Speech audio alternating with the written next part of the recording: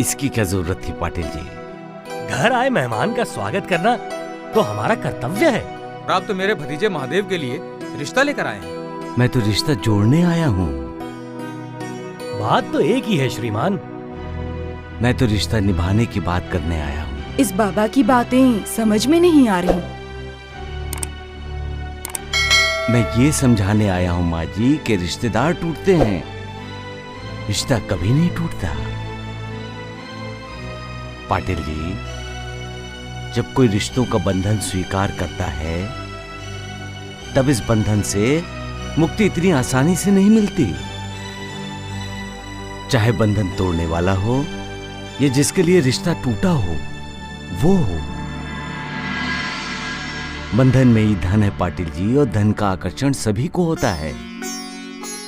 इसलिए रिश्तों को बंधन कहा गया है, क्योंकि ये बंधन होकर भी हर किसी का आकर्षण होता है। ये बंधन है ये जानकर भी हर कोई बंधन में बंधना पसंद करता है। अच्छा बोलते हैं ना। लेकिन किसका रिश्ता लेकर आया है ये बाबा? मैं तो सिर्फ इंसानियत की बात कहने आया हूँ पाटिल जी। मैं जो पूछता हूँ उसका सीधा सीधा जवाब दीजिए। किसका रिश्ता लेकर आए हैं आप? रिश्ते की बात मैंने नहीं की पाटिल जी। रिश्ते की बात तो आप और आपके गांव वाले ही कर रहे हैं। इसका मतलब आप मेरे बेटे महादेव के लिए रिश्ता लेकर नहीं आए हैं? जिसका जन्म जन्म का रिश्ता पहले से ही जोड़ दिया है उसके लिए रिश्ता क्या लाना।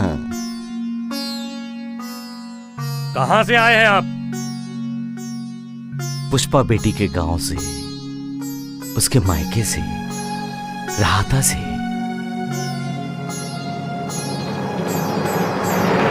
पाटिल जी,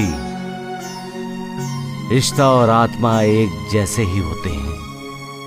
ना कोई शस्त्र उसे तोड़ सकता है, ना ही अग्नि उसे जला सकती है। भैया, ये उस मनहूस की वकालत करने आया है। इसे धक्के मारकर बाहर निकाल दीजिए। इनसे कह दीजिए अब हमारा और उस मनहूस का कोई रिश्ता नहीं है। कौन मनहूस माँ जी? वही आपकी बहू। वो हमारी बहू नहीं है। पुष्पा बेटी मनहूस नहीं है। शायद आप जानते नहीं, शादी के बाद जब हम गांव लौट रहे थे तब एक डाकू ने आप सबको लूट लिया था, यही ना? इसीलिए आप पुष्पा बेटी को मनहूस कह रहे हैं। केवल इसलिए आप उसके साथ बनाए रिश्ता ठुकरा रहे हो। क्या रिश्ता है आप और उस डाकू का जिसके कारण आप जन्म जन्म के रिश्ते से इनकार कर रहे हैं? मनहूस पुष्पा बेटी नहीं, आप सब हैं। बाबा जी, मनहूस आप हैं। आप हैं पाटिल जी, जो इस वक्त मेरे सामने कुल्हाड़ी लेकर खड़े हैं।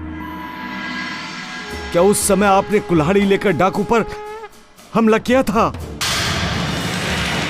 आप तो डाकू को देखकर ही भाग खड़े हुए थे, और आपके साथ आपके भाई, आपकी पत्नी, आपकी भाभी, आपके सभी रिश्तेदार भाग गए पुष्पा बेटी को वहां अकेला छोड़कर। बहू घर की लाज होती है, घर की लक्ष्मी होती है, घर का गौरव होती है, अभिमान होती है। आप ये सब भूलकर अपनी जान बचाकर भाग गए, अपनी बहू की जान खतरे में डालकर। आप सब 10-12 लोग थे। अगर एक साथ उस डाकू से लड़ जाते तो वो डाकू अपनी जान बचाकर भाग गया होता। आपके बेटे महादेव ने पुष्पा के साथ पवित्र अग्नि के सामने वचन दिया था, शपथ ली थी कि वो उसका हर सुख दुख में साथ देगा, उसकी रक्षा करेगा। पुष्पा के साथ ऐसा रहेगा जैसे 2 शरीर 1 प्राण। सारे वचन, सारी शपथें भूलकर ये पति अपनी पत्नी को अकेला छोड़कर अपने प्राण बचाने के लिए भाग गया। इंसान श्रद्धा पर जीता है और अंधश्रद्ध होकर अपनी जिंदगी की खुशियों को खुद आग लगा बैठता है। आप सभी ने पुष्पा बिटिया को मनहूस कहा, लेकिन जो डाकू डाका डालने आया था उसने आप सबको लूट लिया। और लेकिन आप सभी ने ये क्यों नहीं सोचा कि पुष्पा बेटी आप सभी के लिए शुभ साबित हुई है? शुभ? कैसे? किस नजरिए से? आज इस घर के सभी लोग सुरक्षित हैं माँ जी, इस नजरिए से। आज इस घर का कोई भी सदस्य डाकू के हाथ नहीं मारा गया और ना ही इस घर में मातम हुआ, इस नजरिए से पाटिल जी। ऐसे इस बार तू अपनी दुल्हन के भाग्य से बच गया। अब अगर बचना चाहता है तो जो कुछ भी तेरी जेब में है सब निकालकर यहां रख दे। आप सबको तो उसका कृतज्ञ होना चाहिए, लेकिन आप तो कृतज्ञ हो गए और उसे अपमानित करके वहीं से मायके भेज दिया। ये न्याय है या अन्याय? दोषी आप हैं और आप ही न्यायाधीश बनकर पुष्पा बेटी को सजा दे रहे हैं, सजा सुना रहे हैं। एक बात कहूं पाटिल जी,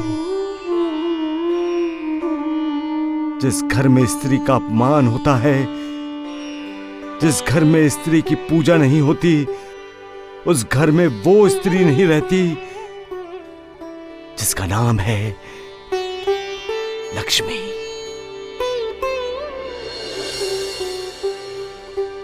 जब आप घर की लक्ष्मी का अपमान करते हैं तो समझ लीजिए कि आपने लक्ष्मी का अपमान किया।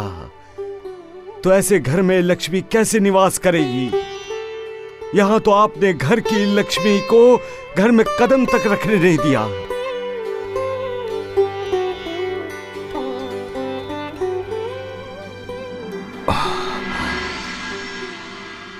मेरे मुंह से कोई उल्टा सीधा शब्द निकला हो तो मुझे माफ कर दीजिए पाटिल जी। मैं तो पुष्पा बेटी का और आप सबका भला चाहता हूं, इसलिए तो आया हूं यहां। मैं फिर से कहता हूं, पुष्पा बेटी मनहूस नहीं है और ना ही कोई इंसान मनहूस होता है। मनहूस होते हैं इंसान के विचार, इंसान की सोच। अब बाबा जी, आपका और पुष्पा का रिश्ता क्या है? पाटिल जी, जो एक इंसान का दूसरे इंसान के साथ होता है,